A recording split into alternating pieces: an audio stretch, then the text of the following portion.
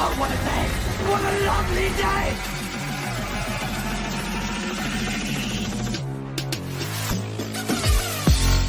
Welcome to Flat Earth Debate Live. I'm your host, Nathan Oakley, and if you are new to this channel, or you've not done so already, how dare you, then be sure to subscribe, hit the bell notification icon, and join button if you'd like to become a Nathan Oakley 1980 channel member and keep up to date with the Flat Earth Debate. If you would like to support the channel, there is a super chat that runs alongside each of these shows while they are live. There's also a PayPal, Patreon, and crypto link in the info box below the video. Most importantly, if you'd like to join the discussion, simply mute the page you are currently watching, then click the link in the info box below this video to join the panel and express your views on the nature of Earth. If you do join, please don't swear. If you do, you'll be ejected, and if you are, please don't try to rejoin the stream using sock accounts. You'll be warmly welcome back on the next stream. Please also share the show on social media. Sharing the show obviously increases the live audience, but this in turn increases the chances of a more diverse panel, so please share the show on Facebook and Twitter. One last time, if you're new to the channel or you've not done so already, then be sure to subscribe, hit the bell notification icon and join button to keep up to date with the Flat Earth Debate. Now, we are joined by 10th Man, Flatsoid, Neil, and a whole bunch of people in Discord. So welcome, one and all. Hey, good morning. Yo, yo, yo. Good morning, good morning, good morning. As we've been discussing extensively in the pre-show, any evidence of a physical, geometric, requiring a tangent, sphere edge horizon, formerly known as an Earth curve? Not from my datum. I actually posted something in Master B just to say thank you to Chike. Thank you to who? Chike. Ike, okay. On the imaginary sphere. Is that the one? Zenith, yeah?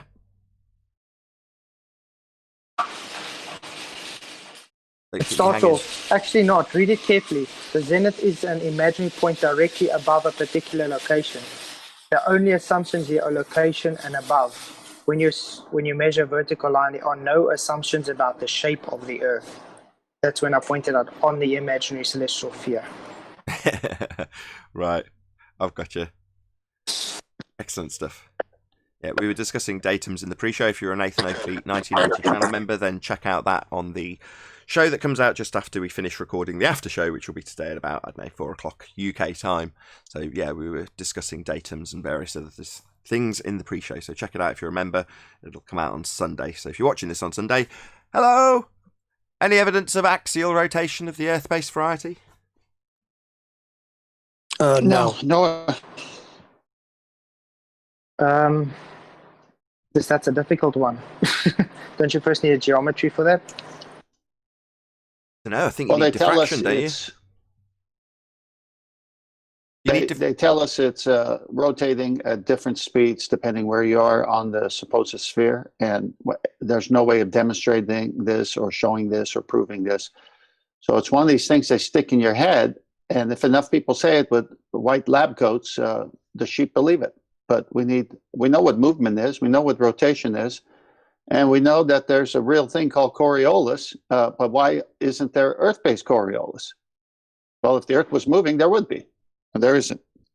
Now, hold on a second. Tell the people in Louisiana that there's no axial rotation. Okay, people in Louisiana, there's no axial rotation. Well, what that hurricane coming proves it. Well, the hurricane is a hurricane with actual wind direction. That's been happening for eons. Yeah, because the Earth is spinning and it's causing winds and... No, it's not. So stop. if the Earth, Stop. Everyone stop. So Stop. if the Earth, Stop. if the Earth was spinning, Hello? No. Let's just stop convoluting this. The claim is we turn underneath stuff not attached. Now, because we're turning underneath stuff not attached, the stuff not attached is irrelevant in terms of what it's doing. It's merely the effect cause of the claim that we're turning underneath it. Now, that effect is demonstrated if you have a roundabout that you're spinning on. Everything that's not attached will seem to come towards you. Now, none of it's actually moving. It's irrelevant what it's doing. If you're watching a car from a roundabout, for instance, the fact that the road and the car that's driving on it seem to come towards you on the roundabout as you spin towards it, that's the effect we're talking about. It's a not actual effect because it's you spinning towards something. That's what Coriolis is. So you spinning on something that's spinning, looking at something, doing something it isn't really doing, because you're spinning underneath it. That's the claim Earth has. So Earth is claimed to spin underneath stuff not attached. It's exampled by Neil deGrasse Tyson with a football. Football gets kicked, you watch it seem to curve from the stands, not because it's actually curving, because it's no longer attached to a claim to be spinning Earth that you're attached to watching it from. So it seems to curve because you're spinning underneath it. So it's claimed Earth spins underneath. Now that's a second reference frame that you're attached to, spinning underneath stuff that isn't attached. It's very simple. That's called Coriolis effect. And it's claimed Earth has this effect. And when it's claimed Earth has this effect, we point out that if we were turning underneath things that aren't attached, like aeroplanes, it would shorten their flight times. So we definitely don't have Earth turning underneath stuff. That's our claim. No, stuff would drift. You say it drifts 15 degrees an hour, but it doesn't. And when we point that out, not that it's our claim it should drift, we get clowns like Simon Dan come along and say, ha ha ha, you fundies with a globe belief and a claim that we've got two reference frames, one of which is Earth turning underneath, you fundy globe believers and your reference frames needed to claim 15 degrees an hour drift are ruined. Now, you and your reference frames are ruined, fundies with a globe belief, because we don't have any. And what you require is Earth to turn underneath stuff, and it doesn't. If it did, your flight times would be shortened because Earth would be turning under the plane you're on, and that does not happen. No need to tell us that we shouldn't expect to see drift, given it's the globe side's claim we do have drift. We just don't. Earth isn't turning underneath anything. There is no proof we're turning. That was the only claim proof we have, and we're not turning underneath anything. It would shorten flight times. And your drone, you'd push the up stick and let go to let it hover and stay in midair doing nothing. But because it's claimed Earth's turning underneath, that drone would disappear from you at 1,000 miles an hour on the equator, because once detached from that spinning reference frame that's claimed to turn underneath as a second reference frame, you'd see it whiz away at 1,000 miles an hour with clever Dick next to you telling you, no, it's just hovering. We're turning underneath. It's Coriolis deviation you're seeing. It's not really flying away 1,000 miles an hour. Obviously, it's a drone. It's not capable of 1,000 miles an hour. But us turning underneath, as is claimed with Coriolis, makes it seem to drift away at 1,000 miles an hour because we're spinning underneath. No, that doesn't happen. No drift. And Dan's pointing that out, showing us examples with no drift, and then quote the entirety of Dan's tweet, not taken out of context, the entirety of it, starting with quote marks. You and your reference frames have been ruined. End quote, Simon Dan. End of tweet. No further context beyond a demonstration with no drift. Exemplifying his quote that there's no reference frames to have. Well, we don't claim them. So unlucky fundies. This isn't going away. Maybe count them off to 100. 14 so far when Dan's had 100 videos. Maybe he'll respond. Maybe this is everything to do with diffraction. Am I missing something? How would you explain hurricanes? They've got actual spin directions, Neil. Not actual deflection.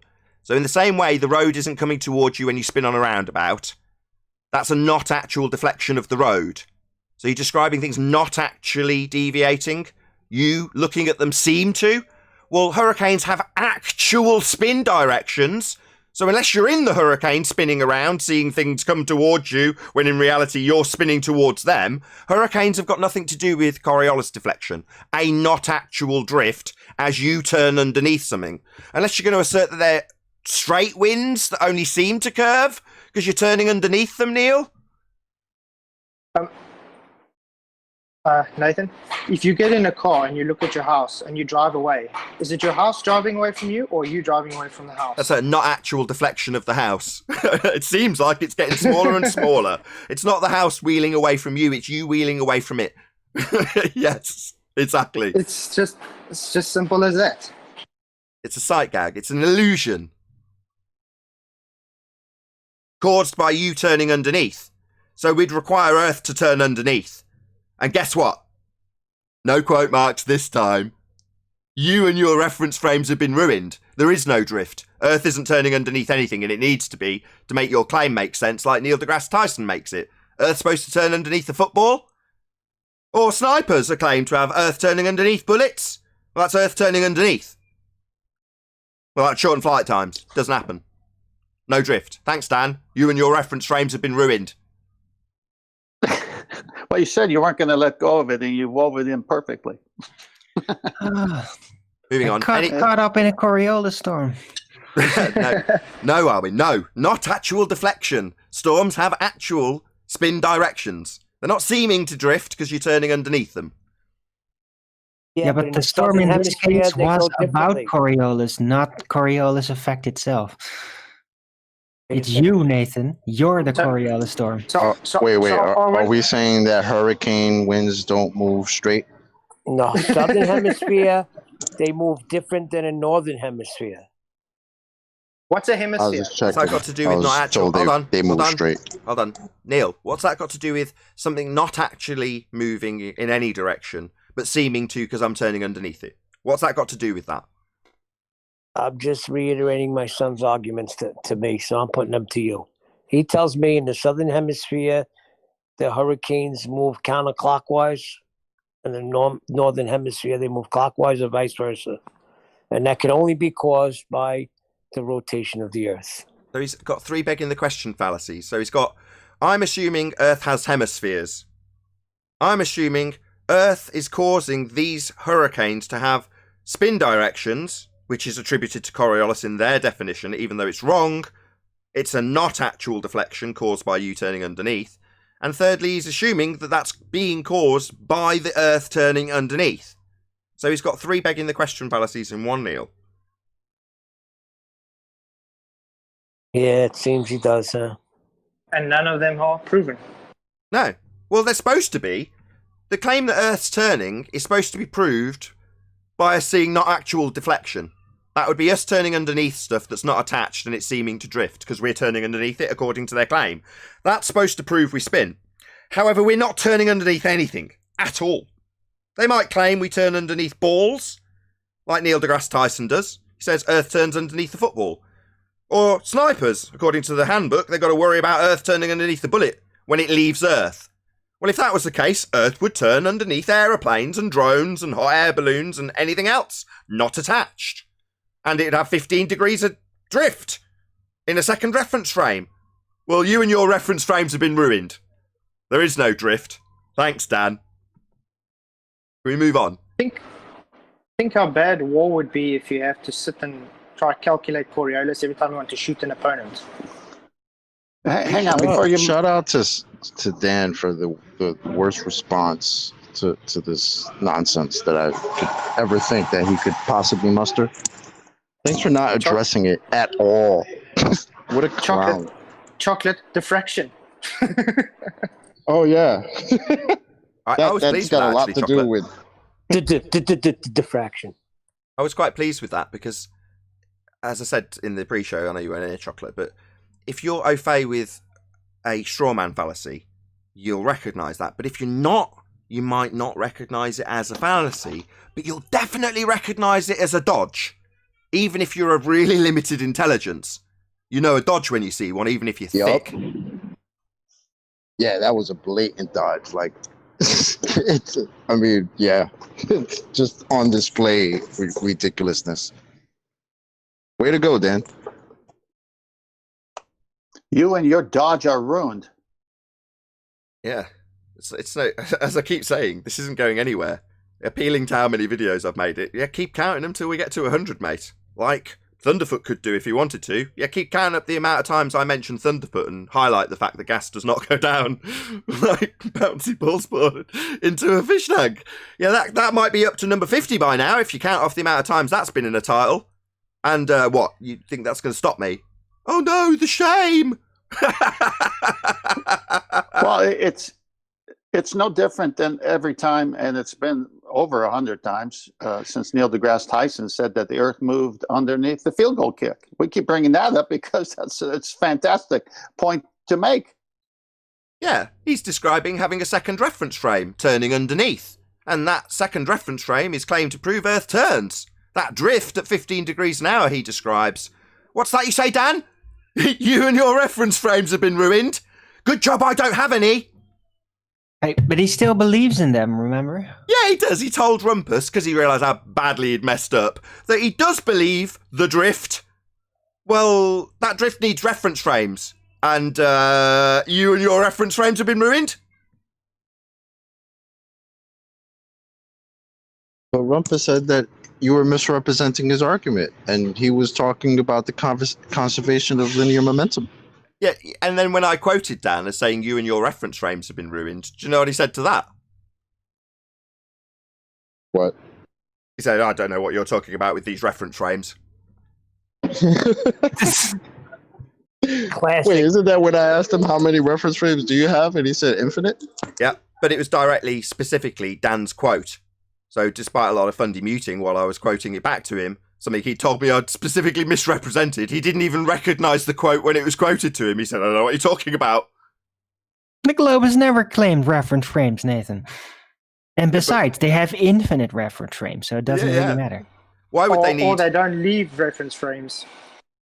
We definitely don't need reference frames. They do. They claim drift. It's very specifically part of their rhetoric. They claim Earth turns underneath stuff not attached and demonstrates 15 degrees of deviation. That's very specifically what they claim. No, we don't make any claims in that regard or need reference frames to claim anything ever. I like a few commenters in the most recent video with Dan verbalising you and your reference frames have been ruined. Simon Dan. Well, a few of them said, well, don't you use reference frames to describe blah, blah, blah, random example doesn't prove Earth spinning? I'm like, no, I don't care about reference frames. I've got nothing to prove with them. Kind of a bit like diffraction. Absolutely nothing to do with the argument regarding Earth turning underneath stuff not attached. That'd be a second reference frame. I mean, if you don't recognise a dodge when you see one, you are thick. Like, really thick. Yeah, you just see the house. You just see the house driving away. Yeah. You might not recognize a Dodge, but you will recognize a Saturn when you drive it. Excellent. Let's move on. Any evidence of the distance to the sun? Is it No. Coriolis diffraction? Is that like a Coriolis effect where the amount of reference frames split up due to close proximity, and then they split up in like this wave-like pattern, Coriolis wave-like pattern with infinite reference frames? No, or when it's the glue that holds the reference frames together. No. Oh, okay. No. Which one is the one that were ruined? No. Look, let me explain it. What? Diffraction is the second reference frame that's been ruined that turns underneath Earth. That's what it actually is. Oh, the diffraction is the cause of them being ruined. Yeah! Hmm. Well, that answered the distance to the sun quite nicely. So I wanted knowing which path Coriolis braking effect. Like, sorry, this is getting really nonsensical. No, I mean, Half you could- of Coriolis. I was just about to say that. Yeah, exactly. That's the one. Well, I mean, Since we're going back to this, they love that word datum.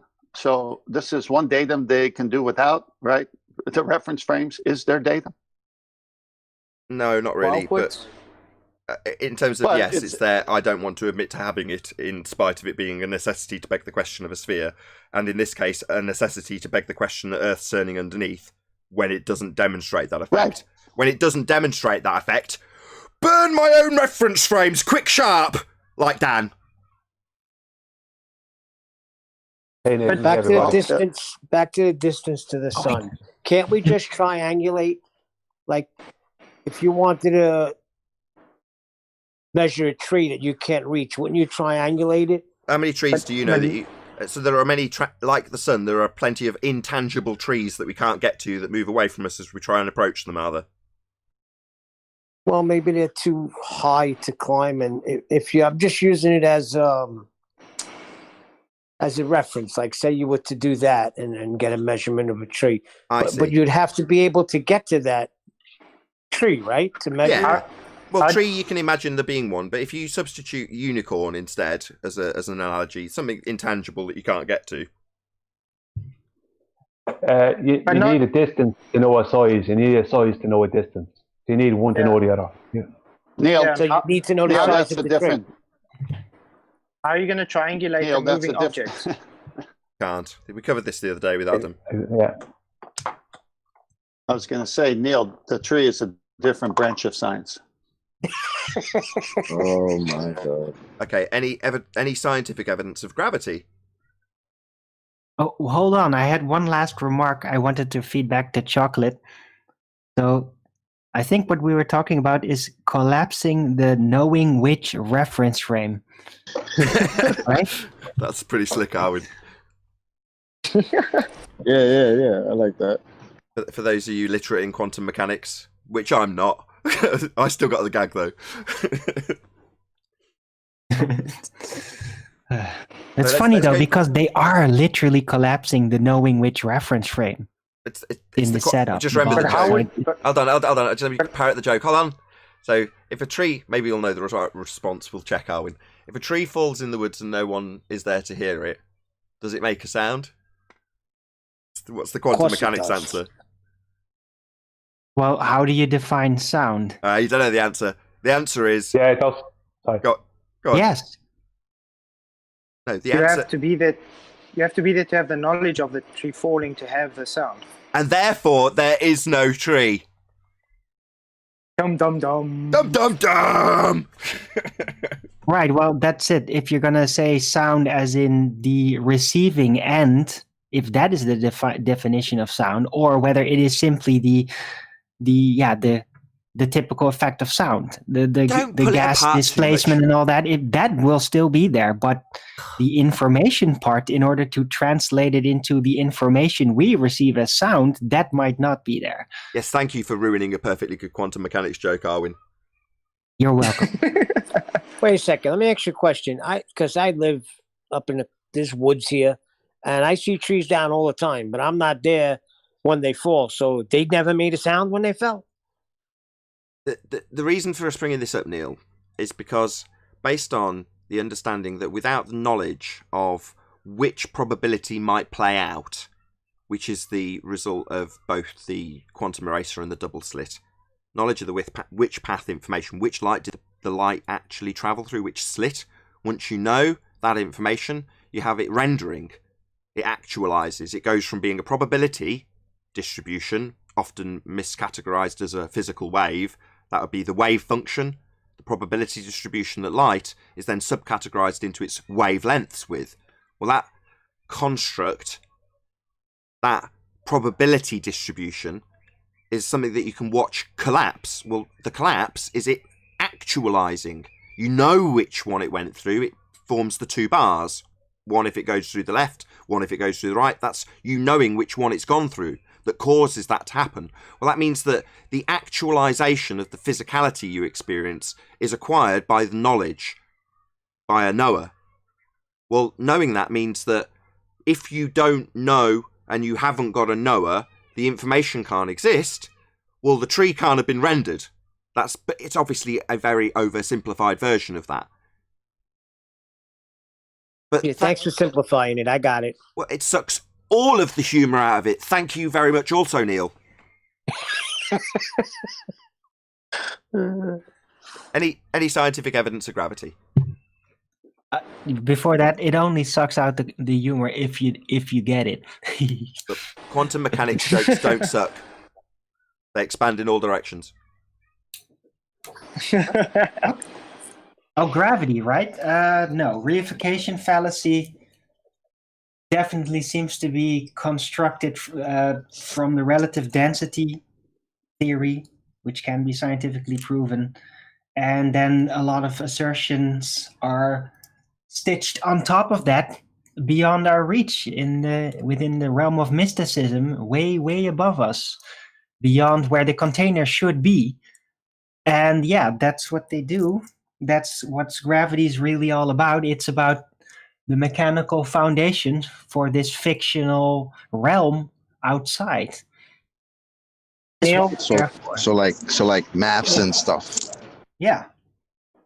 Neil, don't let No, the it's dog a giant lick. mess, and they had to invent dark matter and all that nonsense in order to even fix the calculations which it is there for.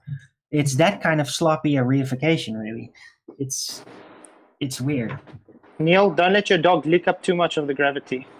Or you could just say like Ed and just say you got maths and stuff. Yes. Well, it all comes back to them not wanting to accept the one question that disproves it, and that is, what is the cause of weight? When they go and find out what the cause of weight is, they find out that it's the density of matter within the confines of a volume, and that's the end of that then. So that's why they don't ever want to find out the cause of weight, but they want to assert that weight is caused by a gravitational acceleration of a mass. If gravity, then why do they keep changing what the cause is? Well, they don't change the cause. They just, what do you mean by cause now? Cause of what now? Cause of weight? Newtonian gravity and Einstein gravity is totally different, and our entropical gravity is even different as well. It all has different causes. But the difference is that Newtonian mechanics has simply been discarded, and then the alternative Einstein's models don't really give an alternative, but just draw you into the fictional realm instead of answering the question. So then it's all left open, and people will then just colloquial-wise try to make some sense of it with the information that was handed down to them, not in the know of what it's all about. Yes, but you see, that's my point. Then it's not scientific, because to be scientific, you'll have the cause. You're not going to change the cause if you validated it scientifically. Right. We know the cause. Sorry, Nathan. I was just going to say he's spot on. Flat sword spot on. It would be empirically validated. That's the point of doing it, and that's flat sword point. I just want to shout out James Richard, who says graduation ceremonies are actually for them, to let them know you have been successfully indoctrinated. Lyman, Dan, and Rumpus are perfect examples. Thank you very much indeed for the super chat, James Richard. Really appreciate the support. We do know the cause of weight, though. We know the cause of it. It's the density of matter within the confines of a volume, whether it be a substance or an object. So we know the cause of it. Just they don't want to go into the reality of what actually causes weight. So they took the Latin word that meant weight, which was gravitas, and they made a bastardization of it with the English language. And now they have, I don't know, some kind of a mathematical magic going on that most of even they don't understand, most of them. All because they won't accept the cause of weight. Is that a fact, the cause of weight, what you just said? Yeah, that's what causes weight. Arwin says it better. Sorry. I have to disagree. One. Say it, Arwin. Right. Yeah, it's a little bit more complicated, you know. Weight is really a convention anchored in relative density, disequilibrium translated into pressure, set in the medium of air. And they just leave that word out because you have also water weight in the medium of water and vacuum weight. But yeah, those are just not really mentioned a lot. See? It's like wiping your ass with silk. Arwin's words are excellent. Sorry, Brian. But this is the thing. This is where I differ with Arwin, though, Nathan. I don't believe that my weight, let's say my weight, I don't believe that changes at all. What changes is the structural support for my weight. Yeah, but in water, you're lighter. But you're not lighter. It just has a more structural support than gas. You're not lighter. You don't change. That as being lighter. That's the experience that is ascribed to. Hold on, Arwin. Come on, Brian. Thanks, Nathan. You are the same amount of matter. The same amount of matter is within your body. You don't lose parts of your body. You are exactly the same. But when you're in liquid, you are more structurally supported than you will be in gas. So the medium of liquid and the medium of gas are two different structural supports. You will have no support whatsoever in a vacuum. You'll have hardly any in a gas, and you'll have some in a liquid. But you are the exact same weight.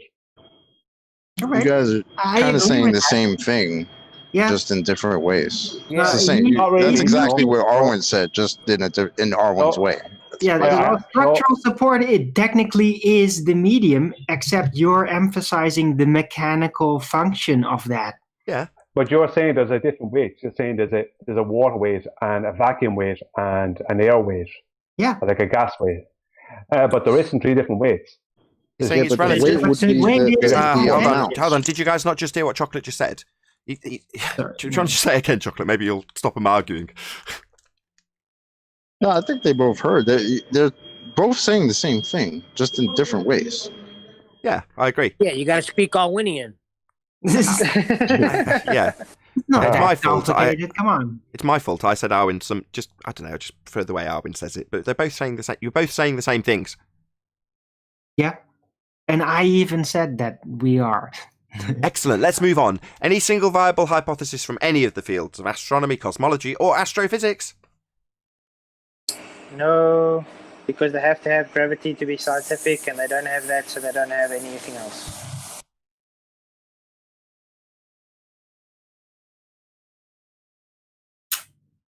But hey, look at the bright side. Pluto apparently rains diamonds.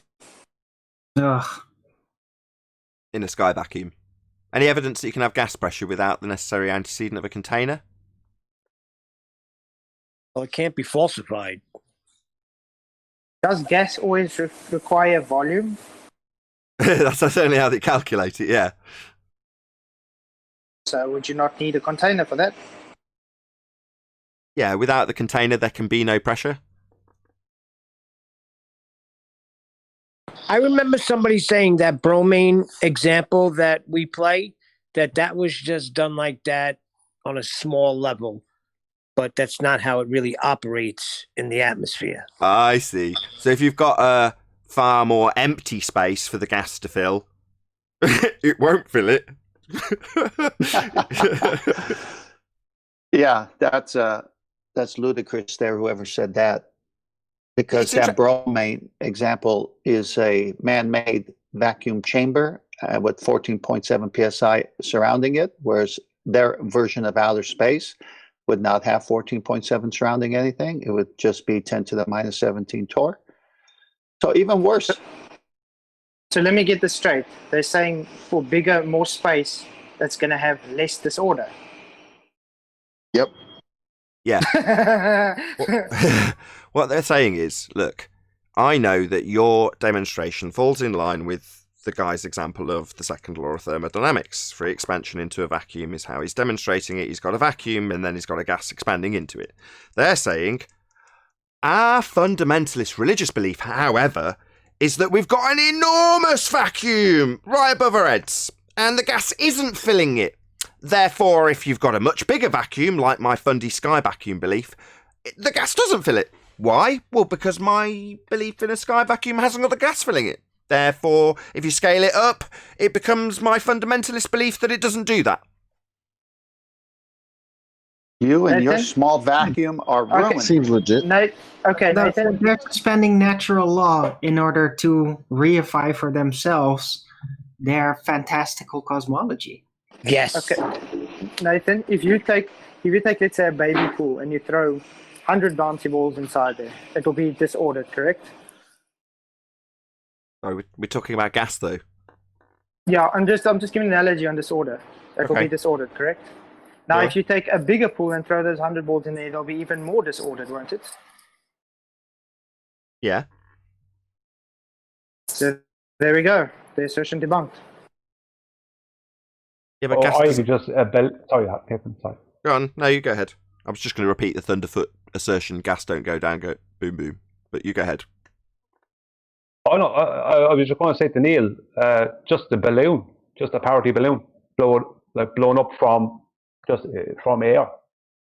The bunks that, that's only a PS 1 or 2 psi more than 14.7. I think it's like 16 psi or something.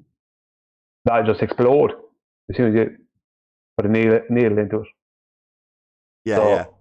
So if the sky was a vacuum, I mean, this is in a context where somehow we've achieved gas pressure to begin with. given that there was nothing in the first place to keep it here. But if we just take the fundamentalist religious belief that we do have gas here, because we do, but the sky is still simultaneously a vacuum. So on screen, this black area is 10 to the minus 17 torr, and this area is high pressure gas. Well, in that scenario, there'd be explosive decompression. The gas would explosively fill the availability of volume. Now, obviously, it's absurd to even assume that we could achieve gas pressure in the first place without containment. You can't. The gas would just immediately dissipate. The first molecule of gas would fly off into space and never come back. And so would every other subsequent gas particle that was ever produced ever. You'd never achieve gas pressure. Ever.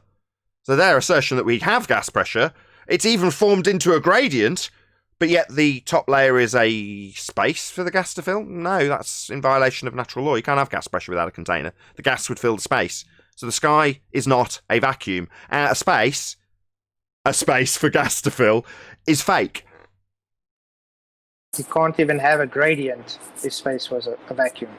Yeah, first containment, then gas pressure gradient. Out Yeah, of they all- school, the way taught in school is a violation of natural law, correct? To assert that the sky is a vacuum is a violation of natural law, Neil, yes. Okay, that's all I need to know. I mean, Yeah. if someone can show me a dynamic open system somewhere, it would be great. Yeah. You mean a closed open system? You took the words out of my mouth. Yes, Arwin. A closed open system. Like a closed thermos. Shout out to George. Well, how else did Voyager? How else is Voyager traveling? How else did we go to the moon? Of We course, didn't. it has to be open. Let's answer those Sometimes- questions. We didn't, because the claimed journey in both respects, Voyager and the moon, was claimed to have taken place through a place that cannot exist, because it violates natural law, automatically debunking both of those assertions. If the sky was a vacuum, an availability of volume for the gas to fill, the gas would fill it.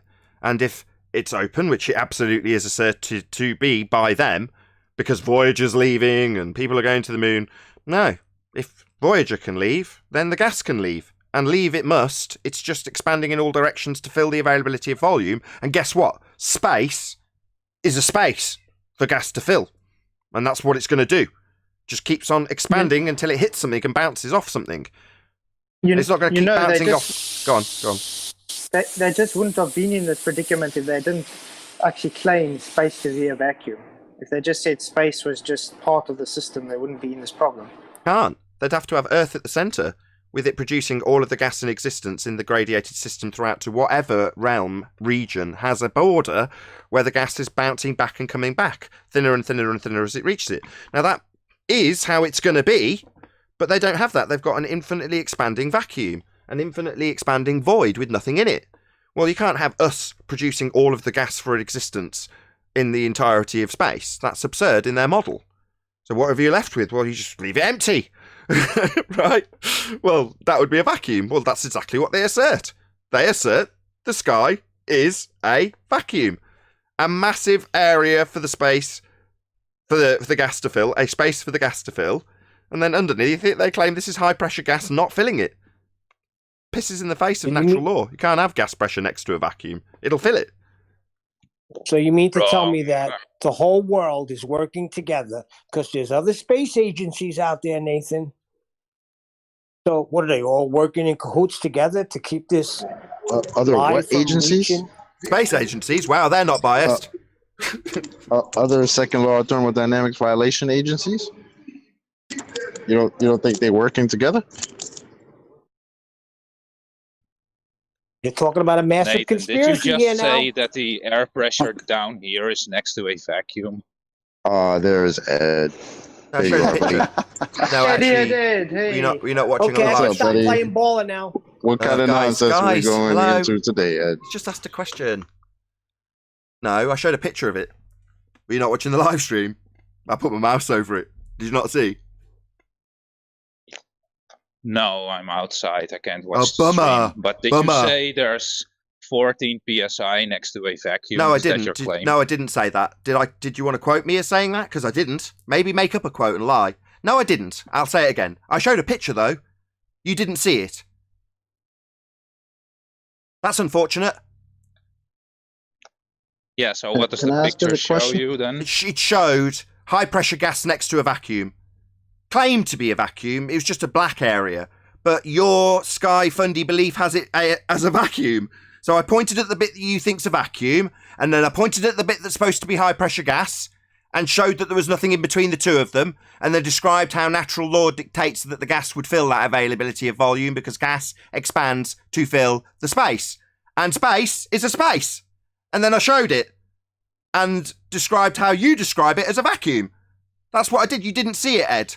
Do you want to go through it 5 more times, maybe? Maybe misrepresent me and give a PSI value I didn't say? Yeah, so then what's the pressure next to this vacuum? I don't know, Ed. You tell me. What's the pressure that would be gas expanding in high volumes to fill the availability of its space? You tell me how much pressure there is next to the vacuum you believe the sky is, given it's your claim. Is it another time that somebody's actually asked me to justify their belief in a sky vacuum? No, mate, we definitely haven't got a sky vacuum, so asking me how much pressure there is next to it is absurd. It's not my claim. How did you measure this PSI? Yeah, where'd you get the PSI? Pounds per square inch of what? The vacuum? It's not got any inches to press on, Ed. Yeah, so what number did the guy just say? I didn't hear him. I didn't. You did. You brought up PSI, and we're asking you what's it pressing on. You asked us about what the gas would be pressing on next to the vacuum, and I'm asking you, given it's your claim, and you're now going to fundy mute me, what's it pressing on at the top? Given that PSI is a measure per inch, what are you measuring per inch of? Oh, it's a vacuum. There's no per inch of anything. It's just a space. Well, you don't measure PSI based on the space it can fill. You measure it based on the PSI. So, per square inch, right, Ed? What's it pressing on at the top? 3rd time. Other gas molecules, maybe? No, by the vacuum you were asking me to justify, even though it's not my claim. So it's pressing on other gas molecules. Is that what a vacuum is? I think you'll find that's the lack of gas. It's pressing on the lack of gas, is it? No, you just piss off into it, mate. You don't press on a lack of stuff. You don't get a per inch value from a lack of stuff. What kind of idiot are you? Right, so again, what's the... What's the what? You brought up PSI, and I'm asking you per inch of what? Well, you showed a picture, so what's the pressure up there in that picture you showed? Who cares? It's high pressure gas next to a vacuum in the picture. And I'm saying the gas would fill it, meaning the black bit isn't a vacuum. That's absurd.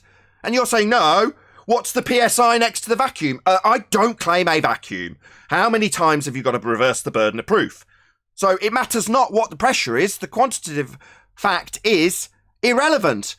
The qualitative fact is it's a vacuum in the black bit, according to you and your fundy belief in a sky vacuum, and high pressure gas below it. That's all that matters. But your value you're qualifying this with is PSI. Well, what inch of what up in the sky? Your value, you tell me what per inch value you're getting in the sky. Oh, just a space for it to fill? Well, then we wouldn't have any gas. Sounds like he's talking about a grade. You showed the picture, so it's your claim, isn't it? Oh, really? Oh, so it's my claim that the black area is a sky vacuum. My God, these people are literally retarded. They think, again, because I can eloquently describe their position, that somehow I think the black area is a vacuum. No. From my vantage point, it turns blue, and it isn't a vacuum. But for some reason, you think that that's my position? No! You think it's a vacuum? Hello? Is it going to be today your vacuum has been ruined? Yeah. That's a good point, Chocolate. Let Ed... If you think the sky vacuum's my position, Ed, do a Simon Dan and debunk it for us. Well, you showed the picture, so it's your claim in this instance. No, it isn't. I point at a black bit that's black and say, they claim this is a vacuum, and here's high-pressure gas below it. That's what I say. You say that I'm reiterating your position But because I do it so well, you think that's my position? No. I'll make that clear for the 4th time. I think it's actually the 5th time. No, Ed, I don't think the sky is a vacuum. That's definitely not my position. It's yours. So Ed, when he was pointing at that black bit, was that black part not a vacuum? Well, it's his picture, and he made a claim around the picture. So go ahead and justify your claim, Nathan. Yeah, but your claim is that black part a vacuum or not? No. Hold on. I never made a claim. You don't need can't to. explain it. No. You don't need to. We don't need Ed's claim about what the black bit is. Yeah, it's universally understood in the heliocentric model, and half the Western world think the sky is a vacuum, Ed. It doesn't matter what you think, you insignificant little prick. But Nathan, Right, he it just doesn't came in and started. He actually made a claim about how can you have PSI at the ground if the sky is a vacuum. That was his claim. Oh, Ed, Nathan's claim is you're asking him to back up the law of entropy. No, he made a claim around the picture that he showed, so go ahead and back it up. No, you've misunderstood. I'll give it you a 6th time. I described what you claim. You claim Wrong. black bit I never vacuum claimed and anything. Fundy mute me. Right? I say it again, 6th time, right? I pointed out my opponent's position in regards to the black area. So in a different picture now, for the audience's benefit, I am now going to detail my opponent's position. My opponent, who thinks the Earth is a sphere, ipso facto going to get Fundy muted while I say it, thinks this bit here is a vacuum. Now, the reason I know that this specific area is because the sun is claimed to be in that vacuum. A burning ball of gas in a sky vacuum. And there it is on screen, just above high pressure gas. So it's not my claim, 7th time. It's your claim, Ed. Yeah, so first of all, the sun is not burning, so you're wrong again. No, not my claim. I literally, even when I say to you and the audience, I'm making it explicitly clear that I'm detailing my opponent's position. Now he's going to represent that I think the sun's a burning ball of gas. No, how many times? My God, you fundies have lost the plot. Right? Me summarising your stupid position doesn't mean that you've got to debunk your own position. But if you want to now debunk the sun as a burning ball of gas in a vacuum, Ed, you feel free. It's not my claim.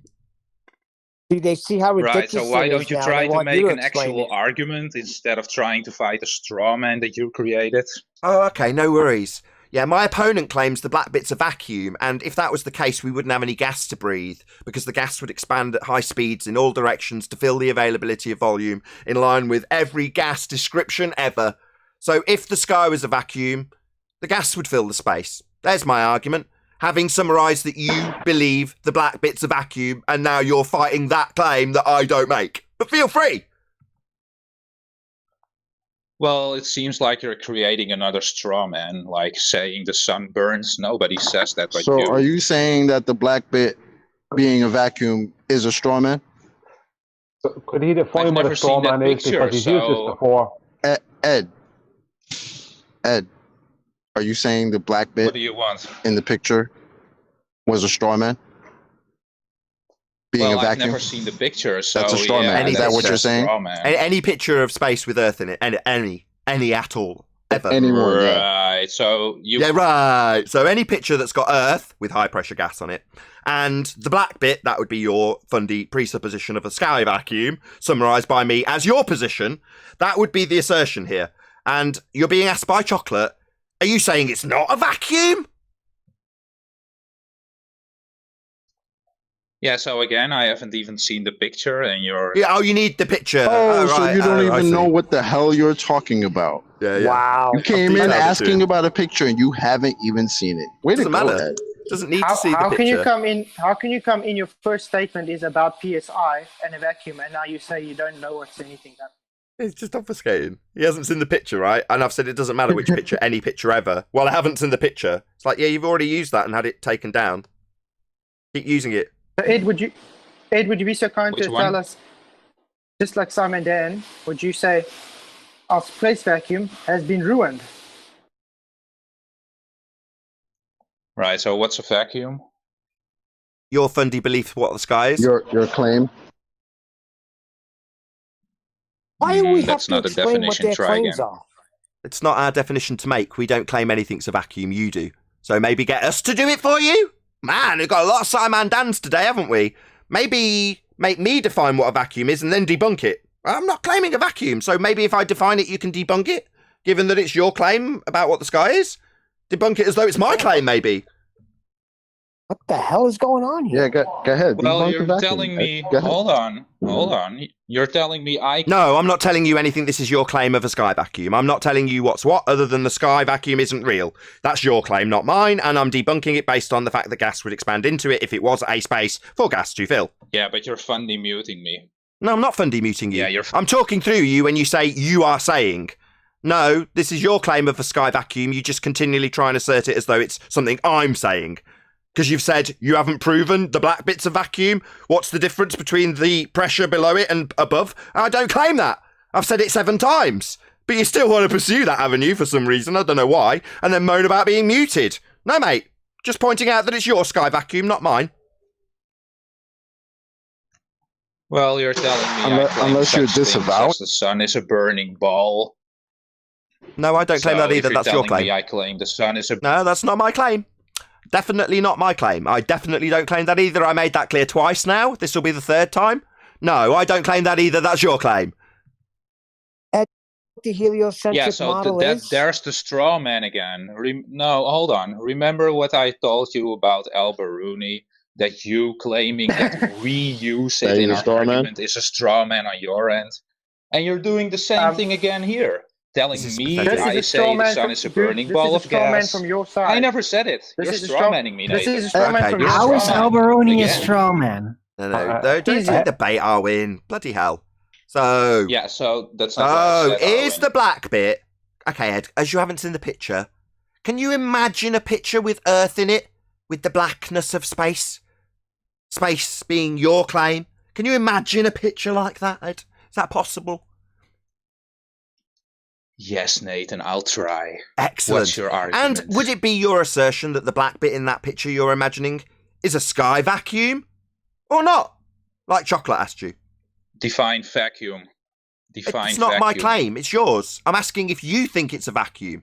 Not if I think it's a vacuum to Yeah, define but- as a vacuum. You tell me. It's your claim we're trying. Right. Fundy muting me again, Yeah, Ed. so- Fundy muting me again, Ed. Are you Ed. done? Fundy muting me. No, Fundy I muting was me again, actually Ed. trying to Maybe answer claim you. I'm I muting was you after trying to this. answer Maybe you, claim Nathan. I'm muting you, Ed. No. You seem to be fundy muting me, Ed, talking through me while I'm You talking. are, Yeah, maybe actually. moan about this No, while you're doing fundy it. Is it muting projection, me. Ed? You're fundy muting me, Ed. You seem to be projecting that onto me, though, while you do it. Right. No. Yeah, that's right. You're projecting your fundamentalist mute button onto me.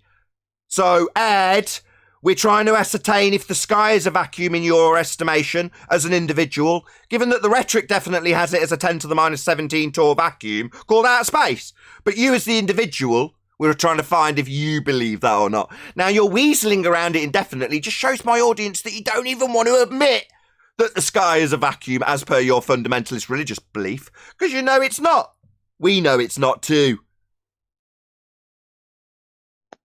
Right, so The you're doll not is defining white. vacuum, so I can't answer your question. Excellent. Unless So you don't. tell me what you mean by vacuum, I can't answer your question. I don't know. I don't claim a vacuum. You tell me what you mean by vacuum.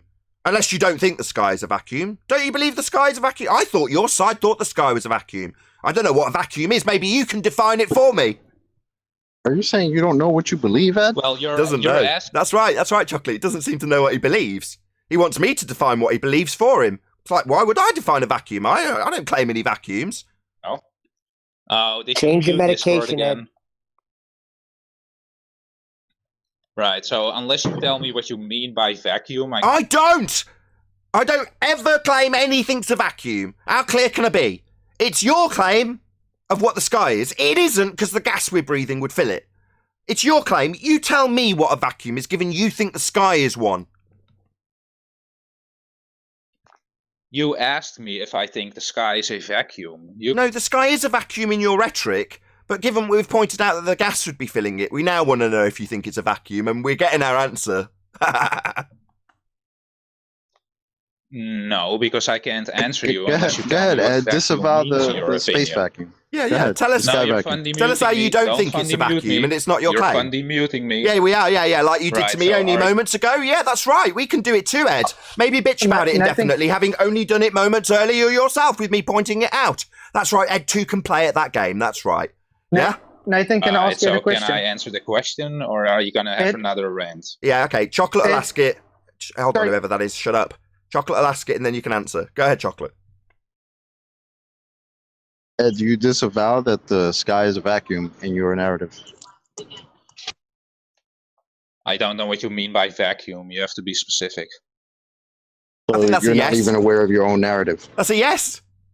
I don't know what you mean, vacuum. I don't know, vacuum. It's a bit like reference frames. I don't know what you mean. It's the same thing. Can I quickly ask you something? You don't know what I mean? No worries. You don't know. Oh, no worries, Ed. Oh, we can take the heliocentric education route too. I'll educate your dumbass.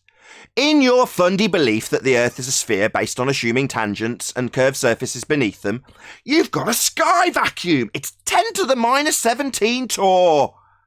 It's the most powerful assumed vacuum known to man. And yeah, if it was, as per your belief you didn't know anything about, apparently, the gas we breathe would be filling that availability of volume, that space. You know what they call that space that the gas would be filling if it was real? They call it space. Isn't that ironic? Can you just imagine the psycho who came up with that title? What's that? It's a space for gas to fill that it isn't filling? Let's just call it space. Maybe no one will notice. Did you appreciate me educating you in your fundy rhetoric, Ed? You think sky's a vacuum. It isn't. Even though you didn't realise it and don't know what vacuum is and need us to define it for you.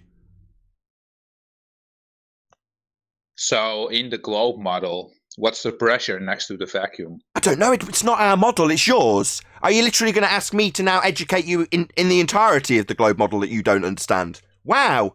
Well, this isn't educate globeheads. No. This is teabag globeheads by pointing out that the sky isn't a vacuum. It's not my claim. And if it was a vacuum, all of the gas we're breathing would expand into that space. And we wouldn't have any gas to breathe. That's what I do. I'm not here to educate you in the nonsense of having gas next to a vacuum in the heliocentric model. That's your fundamentalist religious belief, you complete clown. Go and educate yourself in your double-speak nonsense that I don't believe in. Can I quickly ask Ed something? You're making a lot of claims. Hold on. You're making a lot of claims about the globe model. So what's the pressure next to the vacuum in the globe? It's not my claim. Ed, You tell us, dipshit. I say it's not real. It would all fill the vacuum. And you say, well, what's the pressure next to the vacuum? 0.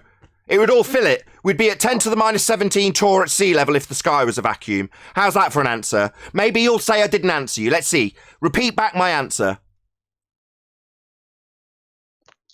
So in the globe model, what's the pressure next to the vacuum? I just said, did you not hear me? Wow. I just said it because you didn't listen Yeah, then. I heard you, but What was my answer? What was my answer? What was my answer? You can't answer my question. What was my answer? I did answer your question. You just can't seem to repeat it back. You asked the same question, having ignored my response. Right. Yes, I'll ignore it again. Right. I'll just repeat it again. No worries. I can repeat it all day. This is what my audience love. It's entertainment. Fundies going round in circles while I point out that you can't have gas pressure next to a vacuum. So what would the pressure be? Well, in your model, it would be 10 to the minus 17 torr at sea level. We would be in a vacuum. That's what the pressure would be. We wouldn't have any. And I've answered you. You just seem to want to ignore it. Are you sure that's what the globe model says? Yeah, that's what the globe model would be. Because, regardless of what your rinky-dink model says, we have these things called gas laws. And they would dictate that the gas would fill the space. Your rinky-dink pathetic philosophy isn't going to cut it when it comes to natural law and gas behaviour. So if you're going to say, well, no, in my rinky-dink model and reification, it says that we can have gas violating natural law, I'll laugh. Because I couldn't give a crap what your rinky-dink model says gas does. We can describe it. It's been eloquently described for quite a prolonged period with these laws that describe how it behaves. Gas fills any availability of volume it has to fill. It expands in all directions at high speeds until it reaches a barrier. And if the sky was a vacuum, we would be at 10 to the minus 17 torr. That would be a vacuum at sea level. We wouldn't have any gas. And with that, I'll say if you're watching this on either Nathan Oakley 1980 or Nathan Oakley Premier League streams, then stay tuned as there will be an after show to follow. Unfortunately, if you are watching this live, this is where we bid you farewell. A huge, massive, enormous thank you to all of you who smashed the super chat, liked, commented, shared, subscribed, and all that good stuff. Be sure to check out nathanoakley.com and the Flat Earth Debate Forum to keep up to date with the community debate. Once again, stay tuned if you're watching on an after show. I've been Nathan Oakley, and I'll see you all in the next video.